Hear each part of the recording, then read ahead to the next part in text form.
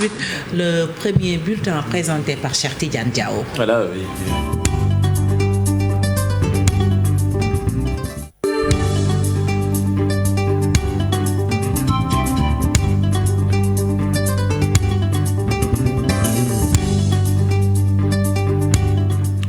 Avec le ciel qui a encore ouvert ses vannes tôt ce matin à Dakar, une pluie accompagnée d'un vent très fort sur l'ensemble du pays. La tendance s'annonce très bien, surtout pour les agriculteurs de la ville d'Abdoulaye Diouf de la Nassim qui s'exprime dans ce sujet, signé Cheikh Diop et Yafaraba.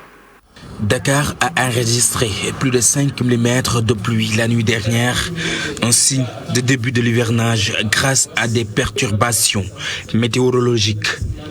Mais hier, on a dû constater de la pluie.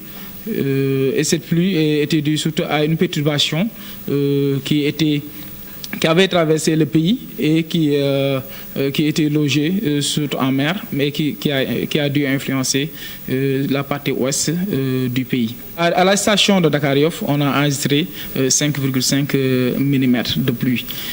Mais comme on sait que les pluies peuvent varier d'un endroit à un autre, donc on peut bien sûr avoir d'autres localités de Dakar où on peut avoir des quantités supérieures ou bien inférieures. La Nassim annonce la bonne nouvelle aux agriculteurs. L'hivernage de cette année sera pluvieux. Un hivernage qui sera plus humide à normal sur une bonne partie du pays. Donc ce fait-là, on est en train de le constater, puisque en comparant les pluies qu'on a eues cette année avec celles de l'année passée, on peut bien voir que les quantités sont tout à fait supérieures à celles qu'on avait eues en 2019. Mais également, on a une installation précoce de la saison des pluies cette année-ci. Un temps pluvieux est attendu au cours de cette période, selon le prévisionniste à la Nassim. N'en déplaise à Chérif Dia, la pluie cause déjà des dégâts au rond-point Keur Massar, où la circulation était quasi impossible à Salif Sow.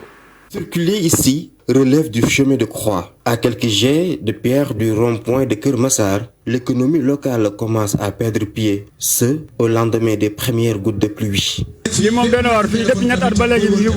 Cela fait 3 ans que nous vivons cette situation, vous l'avez vu, c'est déplorable. Nous ne sommes même pas en plein hivernage et déjà, vous avez vu les problèmes que nous vivons.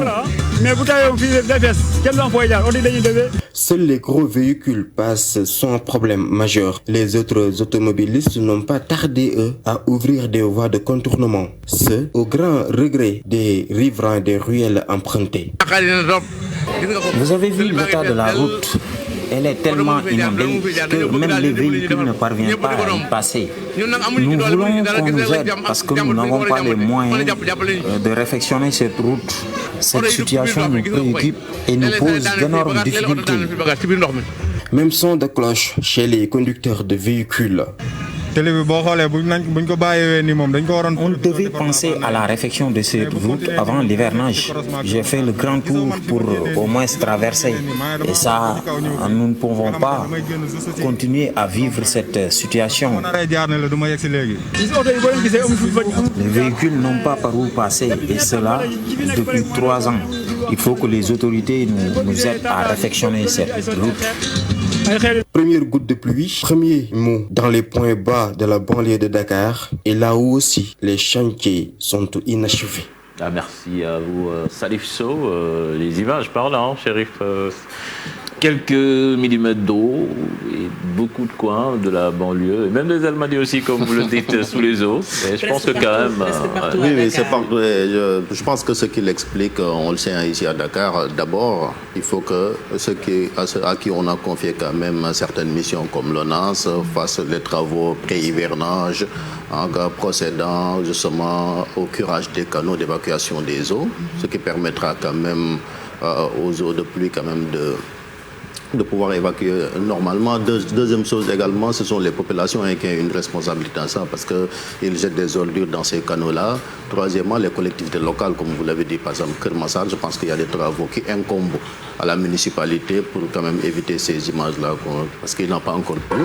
Ce n'est que le début. Et on ne sait pas ce que demain sera fait. Voilà. À peine quelques gouttes d'eau, comme vous l'avez dit, cher Tidjane, et bonjour les inondations. On continue. Avec l'inspection générale d'État qui a remis hier après-midi ses rapports sur la période 2016-2019 au président Macky Sall, l'occasion de partager des propositions stratégiques sur la gestion de l'État et de ses démembrements. Introspection, responsabilité individuelle et collective, voilà ce à quoi invite le rapport de l'IGE. Le chef de l'État s'est engagé à veiller à la mise en œuvre immédiate et intégrale de ces propositions. Et puis affaire Abdoukarim Sall et les Oryx, le PDS porte plainte contre le ministre de l'Environnement et interpelle le président Macky Sall sur le comportement que le Parti démocratique sénégalais qualifie de délictuel d'Abdoukarim Sall dans ce dossier. Dissa Prera pour une synthèse de ce communiqué. Le Parti démocratique sénégalais se saisit de l'affaire dite des gazelles Oryx. À travers un communiqué, le secrétaire général à l'environnement et à l'écologie annonce une plainte sur la table du procureur pour, dit-il, que force reste à la loi et que les délinquants à col blanc ne s'abritent pas derrière les fonctions étatiques pour commettre des délits puni par une loi internationale. Le PDS va plus loin en appelant Maître Wade à tenter en leur nom et au nom de tous les défenseurs de la faune des actions judiciaires nécessaires sans délai pour que ce crime contre la nature soit fermement sanctionné. Le parti de Wade estime qu'il est inadmissible qu'un responsable de l'État de surcroît ayant la charge de protéger la faune sauvage se livre à ces pratiques assimilables à un crime environnemental. En outre, le document rejette totalement ce qu'il appelle les justificatifs fallacieux fournis par le ministre de l'Environnement. Le PDS les considère comme nuls et non avenus au terme de la loi numéro 8604 du 24 janvier 1986 portant code de la chasse et de la protection de la faune. L'actualité internationale à présent, mot de Fall, direction la Côte d'Ivoire avec Daniel Kablan-Duncan, ex-vice-président qui n'a pas assisté au conseil ministériel. Le conseil des ministres marqué donc ce lundi 13 juillet par l'absence du vice-président Daniel Kablan-Duncan, démissionné de son poste par convenance personnelle. Le mystère de sa démission percé par notre correspondant Ibrahim Fall. Le Conseil des ministres extraordinaire se tient ce lundi 13 juillet au Palais de la Présidence, présidé par le président Alassane Ouattara. En revanche, ce Conseil des ministres extraordinaire se tient sans le vice-président Kablan-Duncan. Arrivé ce lundi matin pour prendre part au Conseil, le vice-président n'assistera pas à ce Conseil des ministres. Et pour cause, le vice-président et ses collaborateurs ont été priés de libérer les bureaux, a indiqué une presse proche du RHDP. Convenance personnelle, c'est le motif évoqué par M. Kablan-Duncan pour rendre sa démission à son grand ami et fidèle compagnon depuis la BCEAO. Selon nos informations, le président de la République voulait envoyer M. Kablan-Duncan au Conseil économique et social, ce que le vice-président a pris comme une humiliation. Et pour le vice-président, il n'envisage pas de retourner au PDCI RDA de Henri Konabedje. L'annonce de sa démission a été faite ce lundi 13 juillet 2020 par le secrétaire général de la présidence, Patrick Assi. Et en termes de sécurité, le Conseil national de sécurité a décidé la fin de l'isolement du Grand Abidjan à partir de ce 15 juillet 2020. C'est ce qui ressort de sa réunion tenue ce lundi 13 juillet à Abidjan Plateau, révèle la RTI Info.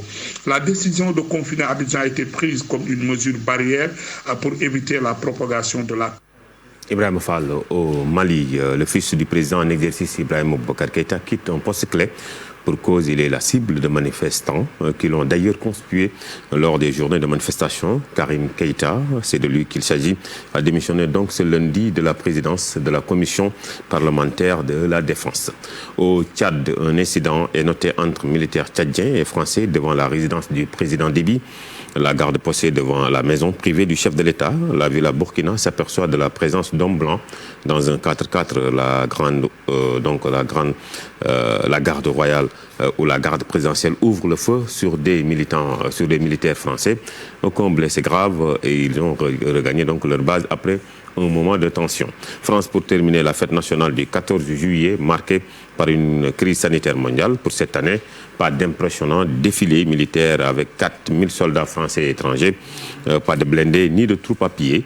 La cérémonie sera juste assurée par 2000 soldats et quelques 2500 invités, avec un discours du président Macron en mi-journée, surtout pour cette page internationale. Merci à vous, Moudoufal Fatidian. C'était la première tasse de thé matinale. Très bien digéré. Heureusement que Moudoufal n'est pas au Tchad, sinon les forces de l'ordre allaient débarquer ici, arrêter l'émission et quand même t'amener en prison parce que là-bas maintenant, Idriss Déby, on ne l'appelle pas seulement président, il est maréchal. Il est maréchal. C'est précis, le maréchal. Heureusement qu'on n'est pas au Tchad. Heureusement. Merci beaucoup Moudoufal. Merci également Cheikh Tidiane pour cette première tasse d'information. Bien